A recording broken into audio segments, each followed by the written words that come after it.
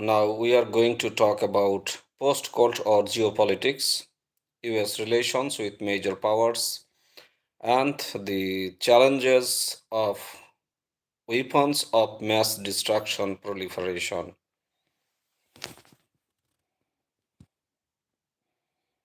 If you don't listen to it, please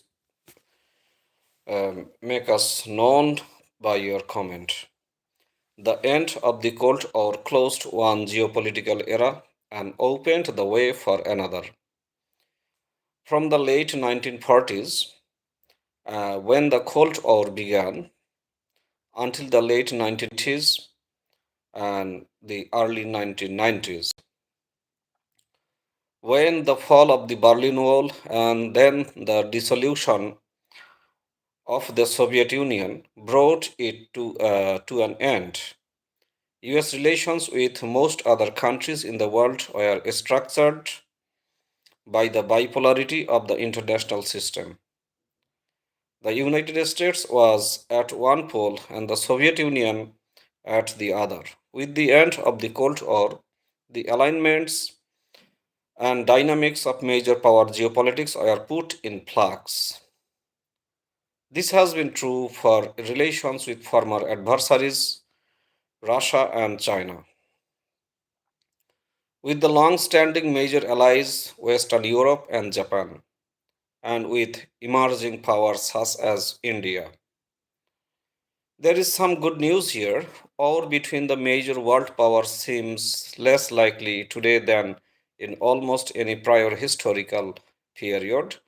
Most scholars would agree with the basic propositions as stated by the Bush administration that today the international community has the best chance since the rise of the nation state in the 17th century to build a world where great powers compete in peace instead of continually prepare for war.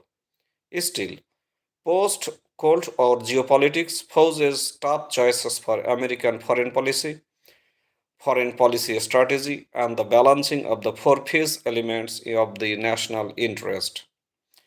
Number one, power. There is no question that the United States remains the world's most powerful nation, but there are major questions about optimal strategies for shaping, sustaining, and using that power. Number two is space. What are the prospects for integrating the other major powers, especially China, into international institutions that are key to system stability? Prosperity. What weight should be given to and what policies should be pursued on trade and other economic issues in relations with other major powers? Principles. Number four is the principles.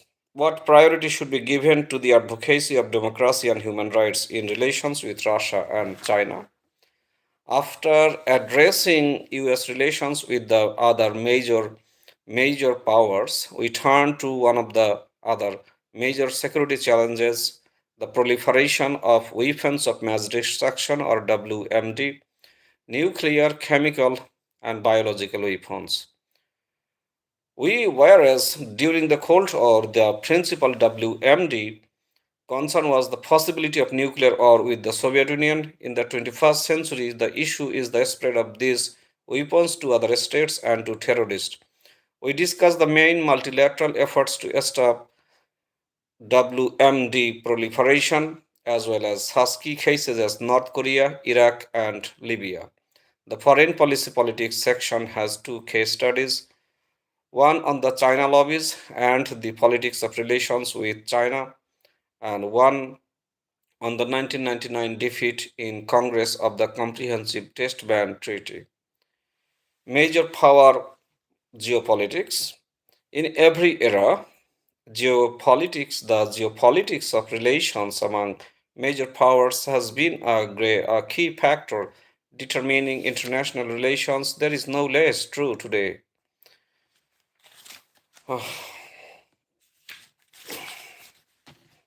We will talk a lot after a short break.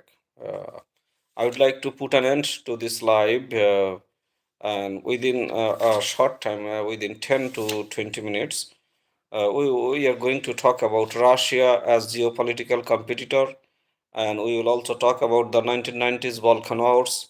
We will also talk about Chechnya, the conflict between going on Chechnya and Russia, uh, the Middle East and the Persian Gulf. We will also talk about the democratization of Russia. We will also talk about China and Taiwan, because you see, this has been and continues to be the tenest issue in the US China relations from 1949, when the Chinese Communist Revolution triumphed, until 1971 and the Nixon Kissinger opening to the People's Republic of China, or PRC. The United States was allied to the government of Jiang Zeisi, Chiang Kai shek on the island of Taiwan as part of the Datat.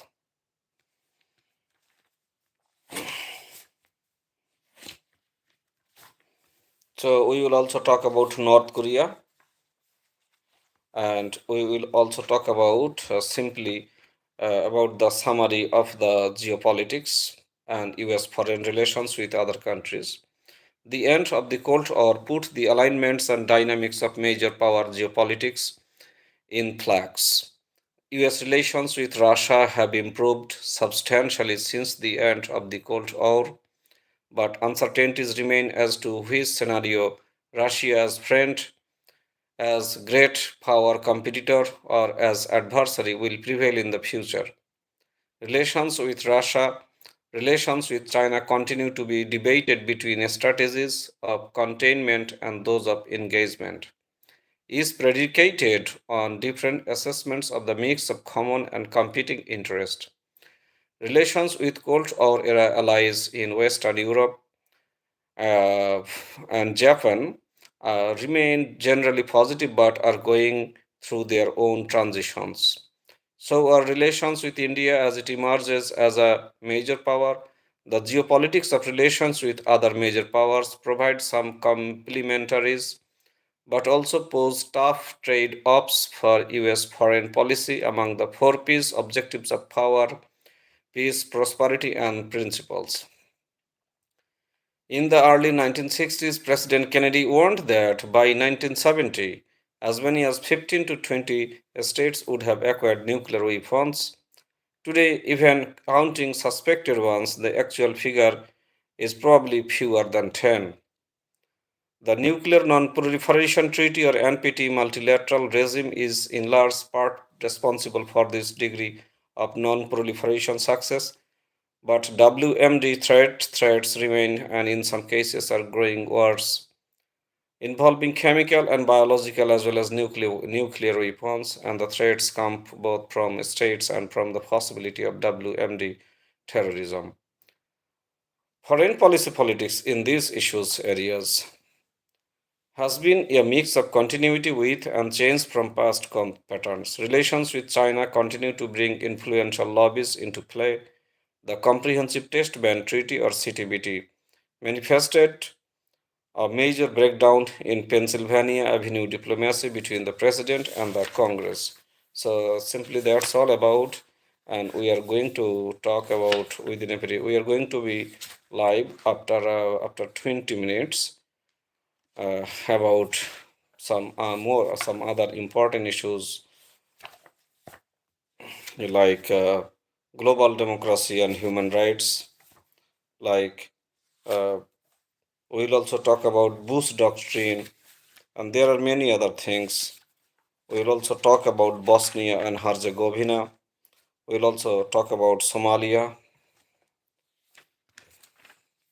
the media and the foreign policy. The media and the US policies toward intervention, a closer look at the CNN effect. So I'd like to request you all to stay tuned to this channel, and after a short time we are going to be live. So I hope.